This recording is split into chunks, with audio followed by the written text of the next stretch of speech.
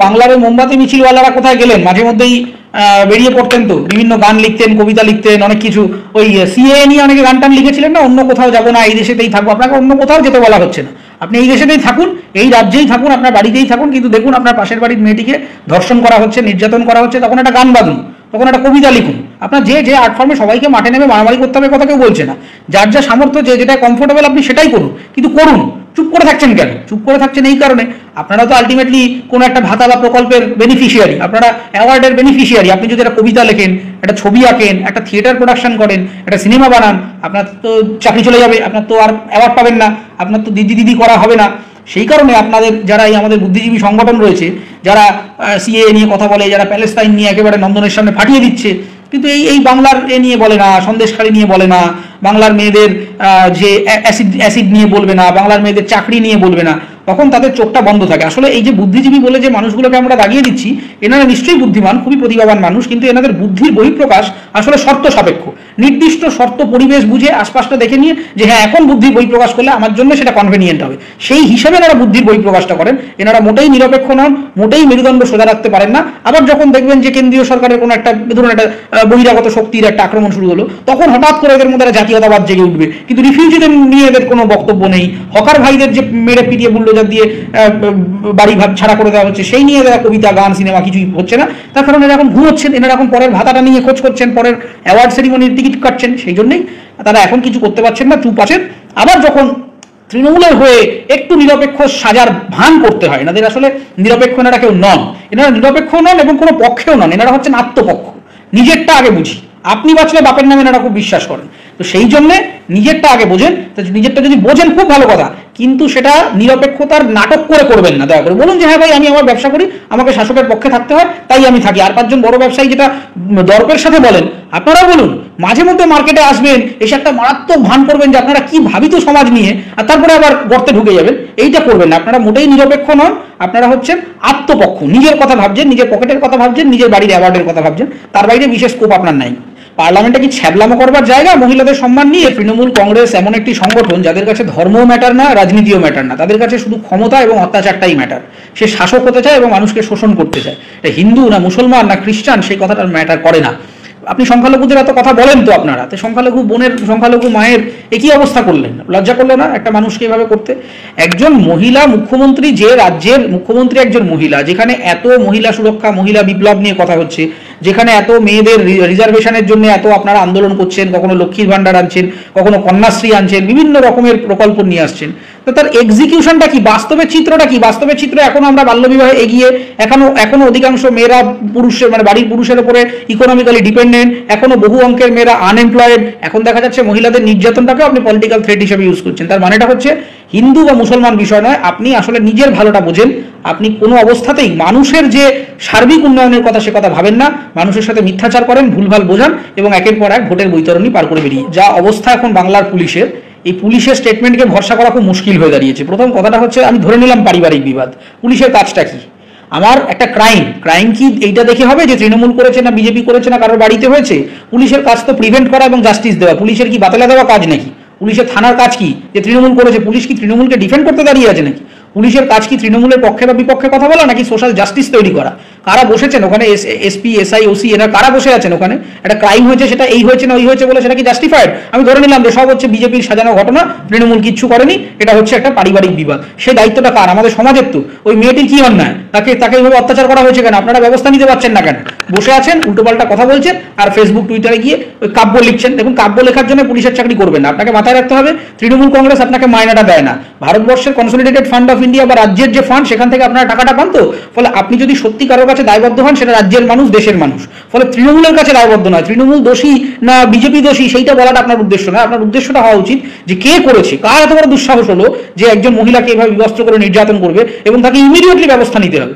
আপনি করবেন না। আপনি আগে দেখবেন যে কোন দাদার লোক, কোন দিদির লোক, তারপরে আপনি ভাববেন যে সেটা করলে আপনার চাকরিটা থাকবে কিনা, তারপর আপনি সেই হিসেবে একসাথে যাবতীয় যে অন্যায় হবে, মেয়েদের ধর্ষণ, অ্যাসিড অ্যাটাক, কি বলে বাড়িতে মারধর, যাবতীয় মেয়েদের অত্যাচার সব হচ্ছে রিউমার্স, এগুলো কিচ্ছু হয় না। বাংলা একদম এগিয়ে আছে, এগিয়ে বাংলা। শুধু আমাদের দেখতে হয় যে অ্যাসিড অ্যাটাকের সংখ্যাটা বাড়ছে, বধূ নির্যাতনের সংখ্যাটা বাড়ছে, মেয়েদের শাড়ি জামা কাপড় খুলে তাদেরকে রাস্তায় বেঁধে পেটানো হচ্ছে, এইগুলো আমরা দেখবো, দেখে তারপরে চোখ বন্ধ করে বলবো না না তো টুইটারে লিখে দিয়েছে তো ওইটাই ওইটাই ঠিক, ওইটাই ডিউমার্স, জাস্টিসের প্রয়োজন নেই। আপনারা সবাই রিজাইন করে যান, আপনারা পদত্যাগ করুন, যে আমাদের তো কোনো দায়িত্ব নেওয়ার মুরদ নেই, আমরা না প্রশাসন চালাতে পারি, না একটা অ্যাডমিনিস্ট্রেশন চালাতে পারি, না কোনো পলিসি এক্সিকিউট করতে পারি। এখন দেখা যাচ্ছে যে মেয়েদের সুরক্ষাও দিতে পারি না, সেইখানেও আমরা ওর গায়ে কাদা ছেঁড়াছিড়ি করি যে ও মহিলারা মেরেছে না পুরুষ মেরেছে। আরে মার খেয়েছে, ছবিতে দেখছি একজন বিবস্ত্র করে এই অবস্থায় পড়ে আছে। তো তারপরে আমি আগে তো সেটা অ্যাকশনটা নেবো, আগে আমি ডিসাইড করবো যে তৃণমূল করলো না, বিজেপি করলো না, ও একজন মেয়ে করলো না, এ করবো, ততক্ষণ আমি চুপ করে বসে থাকবো আর সে গোল্লায় যাচ্ছে যাবে। এটা কি কোনো একটা মানে অ্যাডমিনিস্ট্রেশনের কথা? দেখুন, তৃণমূল গণতন্ত্রে বিশ্বাস করে বলেই তো আমার মনে হয় না। যদি বিশ্বাস করতো তাহলে এই যে হকারদের তুলে দিচ্ছে, রাইট টু লাইফ এবং রাইট টু শেল্টার ভায়োলেট করছে, সুপ্রিম কোর্টের অনেক পুরনো জাজমেন্ট রয়েছে সেখানে ওই কথা বলছে, তাহলে গণতন্ত্রের পক্ষে বা বিপক্ষে কি? আচ্ছা, গণতন্ত্রের পক্ষে যদি থাকে তাহলে কি যদি সত্যি উনি এত কনস্টিটিউশনাল ব্যক্তি হবে তাহলে মুখ্যমন্ত্রী কি মঞ্চে উঠে 2 অক্ষর 4 অক্ষর দিয়ে কথা বলতেন? আচ্ছা, মুখ্যমন্ত্রী যদি এত গণতান্ত্রিক হবে, এত সংবিধান ফলো করবেন, তাহলে অ্যাডমিনিস্ট্রেটিভ মিটিংয়ে বিভিন্ন নেতা, এমএলএ, কাউন্সিলর এদের নাম ধরে ধরে বলছেন, একটাকেও অ্যারেস্ট করাতে পারলেন না বা সাসপেন্ড করতে পারলেন না। আচ্ছা, তৃণমূল কংগ্রেস এত গণতান্ত্রিক দল, সোহম চক্রবর্তী তৃণমূলের একজন বিধায়ক একজন সহনাগরিকের মেরে নাক ফাটিয়ে দিল, তারপর দল থেকে সাসপেন্ড করা গেল না। এতই নাকি সাংবিধানিক? এগুলো সংবিধানের কোন পাতায় লেখা আছে আমার জানা নেই, ওনাদের নিজস্ব সংবিধান থাকতে পারে। এই যে পুকুর বুঝিয়ে দিচ্ছে, বেআইনি ফ্ল্যাট হয়ে যাচ্ছে, এই জিনিসগুলো হয়তো সবই গণতান্ত্রিক সাংবিধানিক, সেজন্য ওনারা পাচ্ছেন না।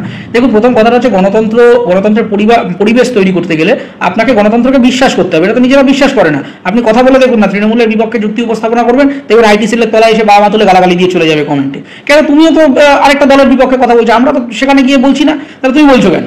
এই যে আমাকে নিয়ে হঠাৎ করে মিম শুরু করলো, আমি কিন্তু ওর কোনো ব্যক্তিগত আক্রমণ করিনি। কোথাও আমার মা বাবা তুলে খিস্তি দিচ্ছে, কোথাও বাড়ি তুলে, কোথাও শিক্ষা নেই, আমি কিন্তু কোনো মানুষের ব্যক্তিগত অ্যাফেয়ার, আমি একটা দলের ইডিওলজি বা তার অ্যাডমিনিস্ট্রেটিভ ফ্যালাসির কথা বলছি। কিন্তু এই যে কুশিক্ষাটা, একটা দলের কোনো শৃঙ্খলা আছে, শৃঙ্খলা থাকলে এই লোকগুলো এখনো দলের মধ্যে রয়েছে। এখন আমাদের মেয়রের নাম শ্রী ফিরহাদ হাকিম, তো সাসপেন্ড হয়ে যাওয়া উচিত। যে এরকম অবস্থা মিসম্যানেজমেন্ট করেছে, সাসপেন্ড হয়নি। সুজিত বসুকে একদম ধমকে দিচ্ছে, সাসপেন্ড হয়নি। অরূপ বিশ্বাস নাকি বেআইনি ইলেকট্রিসিটি সাপ্লাই করছে, এই সমস্ত এনক্রোচমেন্ট যারা করছে তাদের সাসপেন্ড হয়নি। অথচ মুখ্যমন্ত্রী বসে থাকেন এবং বলেন যে খুব বকে ঝোঁকে দেন আর কি। তো এই বকাঝকা দিয়ে তো চলতে পারে না। ফলে তৃণমূল এখন একটা থ্রেটের পরিবেশ তৈরি করে। ও বাবা, সেইখানে আবার তো বসে আছে কিছু ব্যক্তি, তারা তো আবার মানে দিদি ফোন করেনি এখনো, সেজন্য যাচ্ছে না। মহিলা কমিশন সেখানেই যাবে, সন্দেশখালীতে গিয়ে কি রিপোর্ট বানালো, অনেক কিছু করলো না, কখন গেল? যখন ওখানে তুলকালাম হয়ে গেল, ডিজি ফিজি প্রায় গিয়ে মারাত্মক অবস্থা হয়ে গেল, তারপর দেখলো আরে এ তো ভয়ঙ্কর অবস্থা হয়ে যাচ্ছে, না গেলে তো ফেস লস হবে, তখন মুখ বাঁচাতে গেছে। এখানে মুখ বাঁচানোর দরকার কি? গরিব মেয়ে একটা বিজেপি করে, কুচবিহারের সাধারণ মেয়ে, ওর বিবস্ত্র হয়েছে, নির্যাতন হয়েছে, তাতে মহিলা কমিশনের কি যায় আসে? কিছু যায় আসে না। আগে দিদি ফোন করবে, দিদি ডিরেকশন দেবেন যে কোন দিকে যাওয়া উচিত, রাজ্য সরকারের পক্ষ থেকে আগে গ্রিন সিগন্যাল দেবে, হ্যাঁ এখানে যাও, তারপরে ওনারা যাবেন। মহিলা কমিশন কি নিরপেক্ষ নাকি? তারা কি নিজের অ্যাডমিনিস্ট্রেটিভ কোয়ালিটি দিয়ে জাজ করে নাকি? ওরা তো পলিটিক্যাল লেন্স দিয়ে দেখছে। সেজন্য ওরা আগে দেখছে যে উনি একজন মুসলিম, উনি একজন বিজেপি, উনি একজন উত্তরবঙ্গবাসী। এই তিনটে হচ্ছে এই লেন্সের আগে প্রথম ফিল্টার। তারপরে দেখছেন যে উনি নির্যাতন হয়েছে কি হয়নি, বাড়ির ঝামেলা না পাড়ার ঝামেলা না রাজনৈতিক ঝামেলা, সেটা অনেক পরের কোয়েশ্চেন। আগে এই তিনটে দেখে নিচ্ছে না, ধর্ম কি দল করেন আর কোথায় থাকেন, কি অর্থনৈতিক ক্লাস থেকে তিনি বিলং করেন। এটা যদি শহরে হতো তখন ওরা ভাবতেন হ্যাঁ আমাদের একটা কিছু বলতে হবে, শহরের একটা আরবান একটা সফিস্টিকেশনে গায়ে লেগেছে। আপনারা তো এলিট ক্লাসের ভণ্ড মানুষ, আপনারা গরিবকে গরিব বলে মনে করেন না, আপনারা অত্যাচারিতকে অত্যাচারিত বলে মনে করেন না। যতক্ষণ আপনার শ্রেণীর মানুষের গায়ে না লাগছে ততক্ষণ আপনার সেটা নিয়ে কথা বলার দরকার নেই। তো সেই জন্য এই শ্রেণী সংগ্রাম বলে যে একটা ভয়ঙ্কর কথা আপনারা রটিয়ে এসছেন, এগুলো আসলে কন্ডিশনাল, নিজেদের স্বার্থের জন্য বলেছেন। আলটিমেটলি ডাউন সার্টেন পিপলদের কিছুই লাভ হয়নি। এখন আর ওই এনসিআরবি রিপোর্টের কথা বলছে না তৃণমূল কংগ্রেস, যে এনসিআরবি রিপোর্টে নাকি বাংলায় কোনো ক্রাইমই নেই, বাংলা নাকি মেয়েদের জন্য খুবই সুরক্ষিত। এই তো সুরক্ষার অবস্থা। এনসিআরবি রিপোর্টে আরো একটা লেখা ছিল, সেটা হয়তো তৃণমূল কংগ্রেসের বক্তারা ভুলে যান বলতে গিয়ে। ওখানে অ্যাসিড অ্যাটাকে বাংলা কিন্তু প্রথম, প্রায় 30-35টা অ্যাসিড অ্যাটাক হয়েছে এনসিআরবি রিপোর্টে। দেখুন, প্রথম কথা হচ্ছে ওই সব রিপোর্টগুলো কিভাবে হয় তার ডেটা কালেকশন মেথডোলজি দেখে তৃণমূলের কথা বলা উচিত। ফার্স্ট, এনসিআরবি রিপোর্টের ক্ষেত্রে রাজ্য থেকে তথ্য সরবরাহ করা হয়, কোনো মানে ক্রাইম কমিশন বা ক্রাইম ব্যুরো থেকে এসে তারা এখানে তদন্ত করে না, ইনভেস্টিগেশন করে না। রাজ্য যে ডেটাগুলো দেয় সেই ডেটাগুলোর হিসেবেই ট্যাবুলেশন করে বার করা হয়। দ্বিতীয় কথাটা হচ্ছে, আপনারা এই যে বলছেন যে দেখুন মেয়েদের জন্য কত সুরক্ষিত, কিছু হয়নি, ওই হয়নি, তার কারণটা হচ্ছে অধিকাংশ কেস রেজিস্টার্ড হয় না। বিভিন্ন জায়গাতে মলেস্টেশন, ধর্ষণ বা গৃহবধূকে অত্যাচার কিংবা পণের জন্য মারধর, এই সমস্ত জিনিসগুলো বেশিরভাগ ক্ষেত্রেই প্রথমত হচ্ছে একটা লিগাল জটিলতা থাকে, সেই জন্য অধিকাংশ মেয়েরা সাহস করে বাইরে এসে বলতে পারে না। আর যেহেতু মেয়েদের সম্মানহানি আর শুধু ফিজিক্যাল টর্চারই নয়, সেটা ভয়ঙ্কর মানসিক টর্চারও বটে, সেই কারণে কোনো মেয়ে অধিকাংশ ক্ষেত্রেই তারা এই আইনি প্রসেসটার মধ্যে খুব সাহসী, বা তার যদি সেই ইকোনমিক প্রিভিলেজ না থাকে, সেই সোশ্যাল প্রিভিলেজ না থাকে, তাহলে অধিকাংশ মেয়েরা চুপ করে থাকে। তারা পুলিশের দ্বারস্থ হয় না, তারা অনেক ক্ষেত্রে বাড়িতে জানায় না, অনেক ক্ষেত্রে সবার পক্ষে সম্ভব নয় ফেসবুকে টুইটারে এসে এক্সপ্রেস করা, সবাই সেই পরিবেশ থেকে বিলং করে না। তো তার মানে তো এই সংখ্যাটা তো প্রচুর হলে আমরা তো ধরে নেবো যে রিপোর্টে আসছে না, তার মানে কিছুই হচ্ছে না। এই যে একটা অদ্ভুত কালচার, মানে মানুষকে প্রাণে মেরে দেওয়া হচ্ছিল এতদিন, এখন মহিলাদের পর্যন্ত অবজেক্টিফাই করা হচ্ছে। আপনারা এই দেখছেন, আমি আরো এগিয়ে গিয়ে দেখেছি, কল্যাণ বাবু আমাদের তৃণমূল কংগ্রেসের একজন এমপি পার্লামেন্টে বসেছেন, সৌমিত্র খা নিতে উঠছেন, ওথ নিতে উঠছেন, কল্যাণবাবু পাশ থেকে টোন টিটকিরি করছেন যে ওই দেখুন নিজের বউকেই যিনি রাখতে পারেন না, এরকম বলে পেছন থেকে ছ্যাবলামো করছেন। পার্লামেন্টে কি ছ্যাবলামো করবার জায়গা? মহিলাদের সম্মান নিয়ে একটা ডিভোর্স, একটা লিগাল ডিভোর্স যদি হয়ে যায়, আপনি অ্যাকনোলেজ করতে শিখুন। আপনি একজন সিনিয়র আইনজীবী হয়ে পার্লামেন্টে দাঁড়িয়ে ইয়ার্কি ফাজলামো করছেন একটা ডিভোর্সের মামলা নিয়ে। আমরা যে দলকে 29টা সিট দিয়েছি, যারা সেটা পাওয়ার যোগ্যই নয় এমন মানুষকে যখন আমরা জয়ী করে ফেলেছি ভুল করে, সেই ভুলের মাসুল এখন আমাদের সমাজে গুনতে হচ্ছে বিভিন্ন জায়গায়। কখনো হকারদের গুনতে হচ্ছে, কখনো বাংলার উত্তরের জেলাগুলিতে এই সাধারণ মানুষদের উপরে অত্যাচার। এটা আজকে প্রথম নয়, উত্তরবঙ্গে দীর্ঘদিন ধরেই তারা এই কাজগুলো করেছে, লোকের ভাঙচুর করেছে, ওখানে কোনো কাজ করেনি, মানুষকে থ্রেট করেছে। এখন সেটা এত ভয়ঙ্কর পৈশাচিক জায়গায় চলে গেছে যে এটা খবরের কাগজে আসতে বাধ্য হয়েছে। কিন্তু সবকিছু খবরের কাগজে আসে না। আপনারা আড়ালে আবডালে যারা থাকেন, ওখানকার আঞ্চলিক মানুষ কান পাতুন, বুঝতে পারবেন ওখানকার তৃণমূল কংগ্রেসের দাপট এবং অত্যাচার দীর্ঘদিন ধরেই খুব খারাপ অবস্থায় আছে। বাংলার পশ্চিমবঙ্গের পুলিশের এখন অ্যাকশনটাই তো রিউমারে পরিণত হয়েছে। দেখলেন না, শেখ শাহজাহানকে ধরতে এতদিন লাগিয়ে দিল, যতক্ষণ না পর্যন্ত চিফ মিনিস্টার বলছেন যে এবার ওকে ধরো, সময় হয়েছে, না হলে পাবলিক পেদাবে, ততক্ষণ পর্যন্ত শাহজাহান ঘুরে বেড়াচ্ছিল, বোধহয় দারুণ মাংস ভাত খেয়ে বেড়াচ্ছিল। ফলে ঘটনাটা হচ্ছে সন্দেশখালী থেকে শুরু করে আজকে মানে সেখানে সাংবাদিকের গ্রেফতার থেকে শুরু করে এই এসএসসি স্ক্যাম থেকে শুরু করে শিক্ষা দুর্নীতি থেকে শুরু করে কোনটা রিউমার না? তৃণমূলকে বললেই বলবে সব রিউমার, আর পুলিশ এখন হয়ে গেছে তৃণমূলের ইলেকশন এজেন্টের মতো। কোনো জায়গাতে ক্রাইম হচ্ছে, কোনো জায়গাতে বুথ দখল হচ্ছে, সব জায়গায় পুলিশকে ডিরেকশন দিচ্ছে তৃণমূল অথবা তৃণমূলের পেছনে থাকা বিভিন্ন রকম কনসাল্টিং এজেন্সিগুলি, তাদের কথায় বিডিও, বিএলআরও, ডিএম, আইপিএস এরা সব উঠছে বসছে। এই তো হচ্ছে বাংলার প্রশাসনিক অবস্থা। তো তাহলে আপনি কি করে এক্সপেক্ট করছেন? তৃণমূল কংগ্রেসের একটা প্যাসিভ উইং হিসেবে কাজ করছে। পুলিশ প্রশাসন ভুলে গেছে যে তারা মানে রাজ্য সরকার আর তৃণমূল কংগ্রেস এক নয়, তারা গভর্নমেন্ট অফ ওয়েস্ট বেঙ্গলের পার্ট, অল ইন্ডিয়া তৃণমূল কংগ্রেসের পার্ট নয়। ফলে কোনটা রিউমার না সেটা আগে আপনি এই লোকটাকে জাস্টিস দিন, এই কে করেছে তাকে অ্যারেস্ট করুন, তারপরে তো সেটা আপনি তদন্ত করবেন।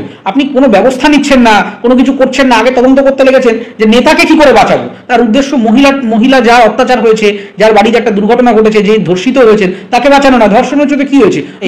মুখ্যমন্ত্রী তো বলেন এগুলো ছোট ঘটনা, এগুলো নাকি ওই লাভ অ্যাফেয়ার্স ছিল, বলতে পারে এগুলো এদের থেকে এক্সপেক্টেড। এখন পারিবারিক ঝামেলা বলেছে, এরপরে বলবে বরের সাথে বয়ফ্রেন্ডের সাথে ঝামেলা ছিল তাই তাকে নির্যাতন করা হয়েছে। এর মধ্যে রাজনীতির কি আছে? এটা সব হচ্ছে মেয়েদের যাবতীয় যা অন্যায় হবে, মেয়েদের ধর্ষণ, অ্যাসিড অ্যাটাক, কি বলে বাড়িতে মারধর, যাবতীয় মেয়েদের অত্যাচার সব হচ্ছে রিউমার্স, এগুলো কিচ্ছু হয় না। বাংলা একদম এগিয়ে আছে, এগিয়ে বাংলা।